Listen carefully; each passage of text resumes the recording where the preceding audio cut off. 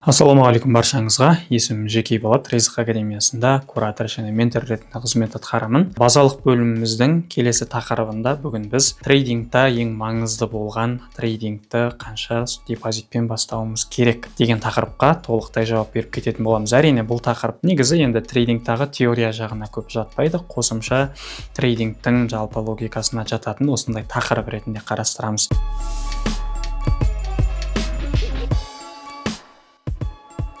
Бұл сұраққа негізі трейдингта қатып қалған $1000 бастау керек міндетті түрде немесе $10,000 $100 бастау керек деген сума ондай ереже жоқ. Бірақ бізде бұл сұраққа жауап беретін бір ереже бар. Ол ереже бізде жалпы трейдингқа депозит салғанда күнделікті өзіңіздің тұрмыс тіршілігіңізден, өзіңіздің өміріңізден артылатын қосымша сумаларды, ақшаларды трейдингқа салып жасаған дұрыс болады.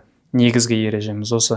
Әрине, неге дейтін болсаңыздар, бізде күнделікті тұрмыс тіршілігімізге керекті ақшаны біз трейдингқа салатын болсақ, трейдинг бізде ешқашан гарантия беретін сала емес, бұны жақсы білеміз. Сол себепті күнделікті тұрмыс тіршілігіңізге міндетті түрде керекті ақшаны гарантия бермейтін жерге салу, ол логично қарасаңыздар да сіздерге дұрыс пайда әкелмейді. Сіздерге не істейді? Қосымша қысым, стресс алып келетін болады. Сол себепті де осы ережені ұстанғанымыз дұрыс болады. Әрине, кейбір адамдар бұл ережеміз тиімсіз болуы мүмкін. Себебі қазір көп адамдарда күнделікті өзінің өмірінен артылатын ақша өте үлкен сума болмауы мүмкін. Ал трейдингта бұл негізі депозитіңіз қаншалықты үлкен болған сайын сізге үлкен пайда табуға мүмкіндігіңізде көп болады.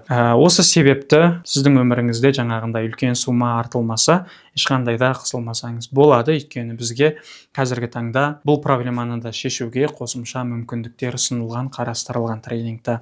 Ал оларға өтетін болсақ, олар бізде демо-шот, проф-шот және реал-шот деп осылай үш түрге бөлінеді жалпы. Біріншіден бізде демо-шот. Демо-шот әрине бізде бірінші ақшаны табу үшін соны табатын процесті, яғни трейдингті теорияларын үйрену керек болады. Сол теорияны үйрену барысында бізге көмектесетін осы демо-шот. Бұл жерде сіз ешқандай ақша салмайсыз, бұл жерде просто жаңағы сізге шынайы емес өтірік ақша беріледі. Сонымен сауда жасау арқылы сіз өзіңіздің теорияңызды, практикаңызды қалыптастырасыз. Былайша айтқанда ақшаны табуға керекті процесті қалыптастырасыз. Одан кейін әрине бұл ақша аты айтып тұрғандай өтірік ақша, сіз бұл жерден тапқан пайданы ешқандай шығарып ала алмайсыз. Бірақ бұл жаңағы процесті үйренуге. Ал процесті үйрендіңіз, енді пайда табуға сенімді жаңағы стратегияны үйренгеннен кейін пайда табуға өтетін болсақ, бізде ол кезде профкомпания көмектеседі.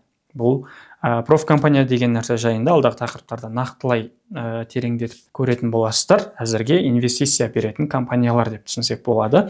Біз не істейміз? Бұл жерге әрине біздің өзіміздің өмірімізден артылмаған $5,000 $10,000 бізден сала алмайтын суманы біз осы инвестор компанияларға, осы профкомпанияларға белгілі бір ақша төлеу арқылы солардан инвестиция алып, былайша айтқанда, солардың ақшаларымен сауда жасап тапқан пайдамызды компаниямен белгілі бір пайызбен бөлісіп, өзіміздің пайдамызды алып отыратын осындай мүмкіндік береді. Бұған жаңағы айтқанымыздай $5,000 $10,000 сатып алу үшін бізге үлкен сума керек емес. Небәрі $39, яғни 18-20 мың теңге. Немесе $10,000 алғыңыз келсе $79, бары $30 мың теңгедей ақшаңыз болса, ары қарай $5,000 $10,000 үлкен шоттарды алып, содан ары қарай өміріңізге жететіндей, қанағаттанатындай үлкен сумаларды жасап табуға мүмкіндік береді. Ал одан кейін ең соңғысы реал-шот.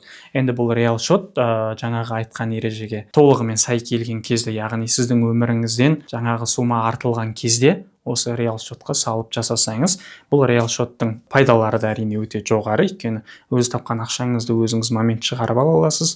Екіншіден профкомпания сияқты белгілі бір адамдармен %% бөліспейсіз, өз тапқан ақшаңыз өзіңізге қалады. Бірақ бұны неге жаңағы нақты өміріңізден асқан ақшамен жасау керек? Өйткені бұл жерде минус кетсе де сіздің қалтаңыздан кететіндіктен, сіздің жаңағы өзіңіздің ақшаңыздан кететіндіктен, бұл жерде ары қарай жаңағы өзіңізде сол минусты жаба алатындай экстра ақшаларыңыз болған кезде осы реал-шотқа ақша салып жасауға кеңес береміз жалпы. Осылай негізі осы үш түрлі профкомпанияның әр өзінің этаптары болады. бұл реал шотқа байланысты да әрине брокерларымыз бар әртүрлі.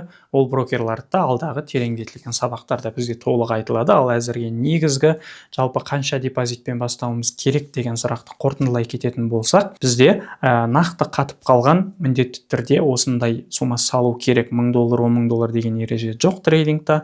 Ал бір ғана ұстанатын ережеміз бар, ол жаңағындай өзіміздің өмірімізден артылған сумаларды салып жасасақ, трейдингтен пайда табу бізге сол кезде оңай болады. То жетпей жатқан жаңағы біреуден қарыз алып салу немесе өзіңіздің бір маңызды үй алғай отырған ақшаңызды салу деген нәрсе, ол ақшаның тек минусқа кетуіне әсер етеді. Өйткені оның артында стресс, яғни қысым деген нәрсе бар сізге жасалатын. Осы себепті трейдингқа идеальный депозитпен бастаудың негізгі ережелері осылар. Яғни профкомпания, демо-счет қолдану үйрену процесінде, одан кейін азғантай сумаңыз болатын болса, жаңа күндік бір $30 немесе $70, яғни 18,000-30,000 теңге табу қазір барлығымызда мүмкіндігіміз бар деп ойлаймын. Жаңа $10,000, $5,000 тапқаннан қарағанда. Сол себепті демо-счетпен ақша табу жолын, стратегияны үйренгеннен кейін жаймен бастап кішкентай депозитті, яғни осы профкомпанияға салып, сол профкомпаниямен жұмыс жасап, ары қарай сол профкомпаниядан үлкен табыс тауып шығарып атсаңыз, сол артылған табысыңызды реал шотқа салып, осыны жасауға